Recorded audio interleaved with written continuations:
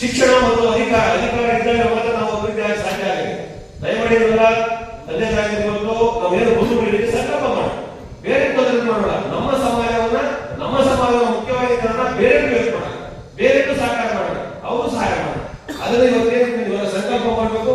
ನಾವು ರಾಜಕೀಯ ಕೂಡ ಅಧಿಕಾರಿಗಳು ಇವತ್ತೇನು ಶಿಕ್ಷಣ ಜೊತೆಗೆ ಹುದ್ದೆಗಳನ್ನು ಪಡೆಯುವ ಜೊತೆಗೆ ರಾಜಕೀಯಗಳು ನಾವೀಗ JPTಗೆ ಬರುತ್ತೆ, ಅಲ್ಲೂ ಕೂಡ ಹುದ್ದೆಗಳನ್ನು ಪಡಿಬೇಕು. ಹೋರಾಟ ಮಾಡಿಕೊಂಡಾಗ ಆ ಹುದ್ದೆಯಿಂದ ಹಲವಾರು ಜನರಿಗೆ ಸಾವಿರಾರು ಜನರಿಗೆ ಉಪಯೋಗ ಮಾಡಬಹುದು. ಅದನ್ನ ಇವತ್ತು ನಮ್ಮ ಮುಂದಿನ ನಮ್ಮ ಲೀಡರ್ ಇದ್ದಾರೆ, ನಮ್ಮ ಜಿಲ್ಲೆಗೆ ಅವರು ಅಧಿಕಾರವನ್ನು ಕೊಟ್ಟಿದ್ದೇವೆ, ಅವ್ರ ಹುದ್ದೆಯನ್ನು ಕೊಟ್ಟಿದ್ದೇವೆ.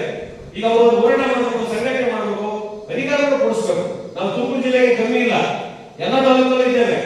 ಸಂಘಟನೆ ಮಾಡಿ ಇವತ್ತೇನಿದೆ ನಾವು ನಿಮ್ಮ ಮಕ್ಕಳನ್ನ ಕೇಳಿಷ್ಟ ಶಿಕ್ಷಣ ನಿಮ್ಮ ಮಕ್ಕಳಿಗೆ ಮೊದಲು ನಾವು ಹುಲ್ ತಂದು ತಂಡ ಸೊಪ್ಪು ತಂದು ಸೌದೆ ತಂದಾಗಿ ಸಗಣಿ ಭಾಷೆಗೆ ವಿದ್ಯಾಭ್ಯಾಸ ಮಾಡಿದ್ವಿ. ಅದು ನಾವು ಸರ್ಕಾರಿ ಶಾಲೆಗೆ ಬಂದಿದ್ದು. ಆಗ ತಂದೆ ತಾಯಿಗಳು ನಿಮ್ಮ ಹತ್ರ ಹುಲ್ ತರಿಸಲ್ಲ, ಸೌದೆ ತರಿಸಲ್ಲ, ಏನು ತರಿಸಲ್ಲ, 100% ಓದೇ ಕಟ್ಟಿದ್ದಾರೆ. ಆದ್ರೆ ದಯಮಾಡಿ ನೀವು ನಿಮ್ಮ ತಂದೆ ತಾಯಿಗಳಿಗಾಗಲಿ ನಿಮ್ಮ ವಿದ್ಯಾರ್ಥಿಗಾಗಿ ಯಾವುದೇ ಕಾರಣಕ್ಕೂ ಮೋಸ ಮಾಡಬಾರದು. ಮೊದಲು ನಮ್ಮೆಲ್ಲ ಎಷ್ಟು ಕಷ್ಟದಿಂದ ಓದಿದ್ವಿ ಗೊತ್ತಾ? 5 ಗಂಟೆಗೆ ಹುಲ್ ತಂದು ತಂಡ ಸೊಪ್ಪು ಸಗಣಿ ಭಾಷೆ ಹೋಗುತ್ತೆ, ಓಡೋಗ್ಬೇಕು 8 ಕಿಲೋಮೀಟರ್.